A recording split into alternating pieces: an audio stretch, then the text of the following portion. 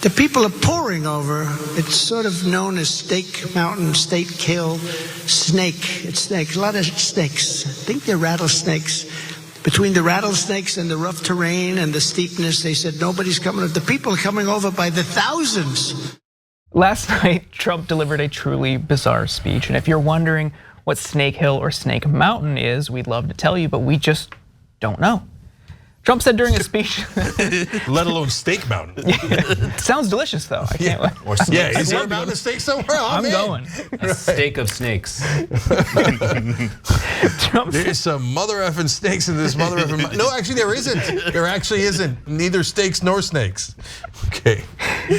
Trump said during his speech that his border wall ends there. This mythical steak or snake mountain.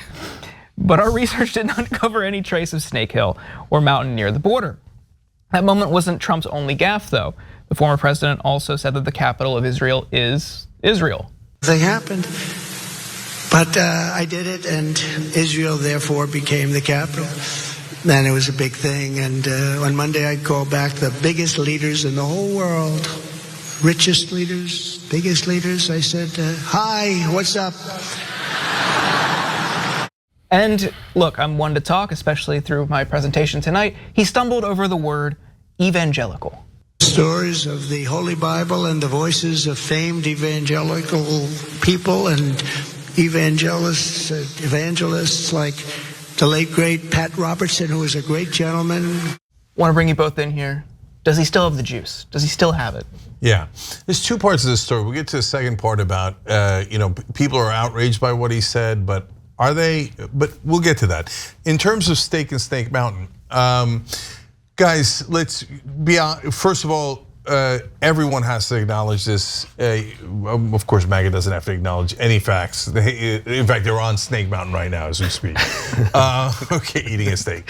But for the rest of us, if Biden had said all of these things, people would be losing their mind. They would be the top story in the country by a landslide, right? Yeah. You can't deny that. And I'm a guy who's criticized Biden a lot and on topics like this. So I have a mountain of credibility, if you will, on being fair on this and calling out Biden on it. If Biden had come out and was like, let me tell you about Snake Mountain, Snake Hill, Snake Mountain, thousands of people coming over it. And I moved the capital of Israel to Israel. And that's why the evangelical Klingons were, right? We'd be like, oh, you gotta wrap it up. We can't run that guy. We can't run that guy, right? And Republicans see Trump and they're like, nah, boy. Okay, way to stake it to him.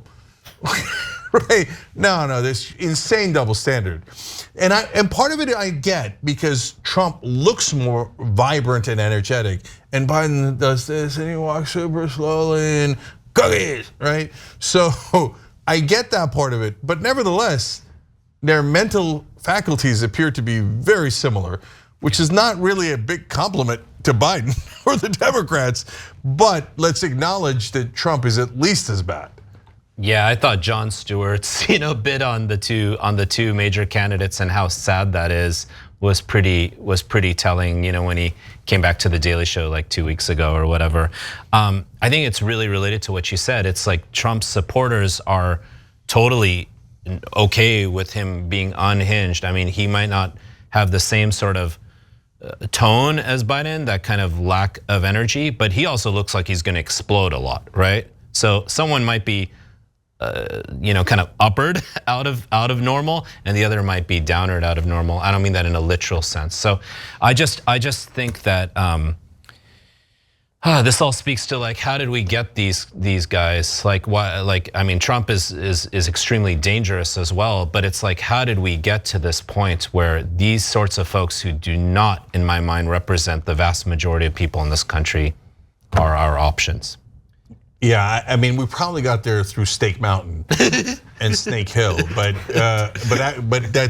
we have a second half of the story. Yes. And on the evangelical point, Trump was speaking to the National Religious Broadcasters International Christian Media Convention. Good Lord, that's a mouthful. That's what they say. Good Lord. Nashville, Tennessee. Here's a quick mashup. Our allegiance is not to them. Our allegiance is to our country, and our allegiance is to our Creator. They don't want to hear that. They don't want to hear that. How any Christian can vote for a Democrat, Christian or person of faith. Person of faith, how you can vote for a Democrat is crazy. It's crazy. They've got to stop. They've got to stop. So today I come before you as a friend and an ally and a fellow believer to ask for your help and your support and your prayers for this country. We need your prayers most importantly. God is here and God is watching. God is watching. And God probably can't believe what he's seeing. I will protect the content that is pro-God. We're going to protect pro-God context and content. To that end, at the request of the NRB, I will do my part to protect AM radio in our cars. You know, we like to listen to AM radio. As we all know, AM radio is under attack, but Irrelevance attacked it and won. But finally, we have Donald Trump possibly fibbing a tiny bit about his lead over Nikki Haley. And if I wasn't leading by a lot, you see the polls today, I'm up by 12 points and 14 over crooked Joe Biden. And in a national poll, I'm up by 91 points on I won't use the term because some people think it's a little bit nasty, but some people you don't like very much. Haley. I'm up 91 points. That's a lot. So he just probably rounded up, right? 91 points. He's got a big lead on Nikki Haley. He doesn't have to lie about it, right? But he can't help himself. He's like, I won't use the word. Like, what are you even talking about? I know he was going to use her given Indian name, and because he likes to do that, like, she's a foreigner. I mean, we don't do that, call Haley. So look, that goes to a part of the point here. So Democrats, we hope independents, people in power look at that clip that we just showed you and they go, oh, this guy is totally nuts, right? And clown and dangerous and blah, blah, blah. But when he says you'd be crazy as a Christian to vote for Democrats, in the old days of American politics, that was a thing you couldn't say. That was like, whoa, whoa, whoa, hey, there's good Christians who are Democrats too. That's really offensive, right? Now there are no rules left. And what I'm trying to get people to understand is that there's a looking glass here, right? Where we're seeing the same thing, but seeing it completely differently. It was true in the first part of the story where, Trump's fans look at Biden saying things that don't make sense. They go, aha! They see Trump saying things that don't make sense. They're like, beautiful, I love it, okay? And in this case, we on the left and middle look at that and go, that's crazy and offensive and wrong. But I need you to understand that people on the right look at that and go, I don't get it. That's totally true. That's obviously true. That's what we all think. And that's why we like Trump, because he's saying the thing that we all think, that you're demonic if you vote for Democrats. I mean, their pastors have been telling them that for a long time. Right-wing radio on AM radio have been telling them that a long time. So when Trump comes, they don't think it's crazy at all. They think he's the only one speaking truth to them. I'll get to some of the clownish aspects of it too, but I need you to understand, because a lot of times people, like Morning Joe will run this clip and be like, that's it, we won the election. I mean, nobody could possibly support that. No, he's not wrong. You could argue with the points he's leading Biden by, but he is leading Biden. So if you think the majority of the country is definitely on your side in how you view that clip of Trump, you might not be right. I mean, insane or not, there is a lot more energy in those outlandish statements. Maybe not the Snake Mountain one, but in my massive lead and these Christian allusions, there is an articulation that has energy that honestly I've yet to see Biden show. I don't know, in years maybe. I'm not sure. It's been a while, man. And Ramesh, yeah. I don't mean to cut you off, but no. I just want to build on something you were just saying, because see, he's energizing his base. That's right. Not only is he more energetic, even though he's rambling and saying crazy stuff, but he's also telling them what they want to hear. Exactly. Right? Whereas Biden never does that for his base. And playing to and claiming the mantle of Christianity, which of course teaches us to not cheat, lie, and steal, all three of which he's done many, many, many times in his life. Also smoked out, tear gassed a bunch of protesters in front of the Washington Cathedral and held the Bible upside down. You all remember that during the Black Lives Matter protests. So we sort of know that it's all fraudulent, but it has energy. Where is Biden's energy? Why isn't he out there going after Trump? Why isn't he after saying, I'm gonna do paid family leave? Why isn't he out there saying, you all are full of BS? Here's what I'm gonna do. Here's what I'm gonna do. I'm gonna do these things. I don't know when this is gonna happen or if it's gonna happen. I mean, it's absurd that there have been no debates in the Democratic primary, and it's even more absurd that we are likely to head to an election without even Biden and Trump debating. Yeah, I mean, Biden's coalition relied on young voters, it relied on progressives agreeing, forming that unity commission. I just finished The Truce by Lupe Lupin and Hunter Walker the other day. And in it they talk about how that was essential to helping Biden win in 2020. And then they continued that with Ron Klain and Jayapal meeting often. Yeah. And together they got some legislative victories, whatever you make of them. But then after Klain left, and you can see it, it's a total shift in the Biden administration's policies and their stances and their relationship with the progressives. It's not a good one. You're seeing it play out in Gaza, you're seeing it play out on student debt, you're seeing it play out on immigration, especially right now.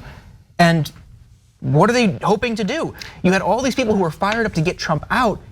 You just are gonna hope that they're gonna be miserable, but also still show up for you? They have nothing to celebrate. Hispanic Americans, Arab Americans, these are critical demographics in these swing states, Arizona, Michigan, etc. Like, what is he doing? Yeah, we'll end on a fun note though.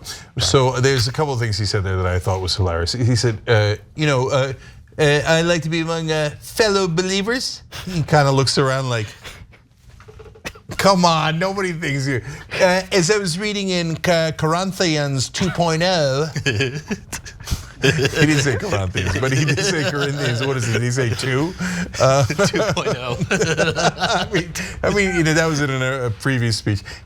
No, he never goes to church. He never goes to church. He doesn't know anything about the Bible. Once they asked him, what's your favorite part of the Bible? And he's like, all of it.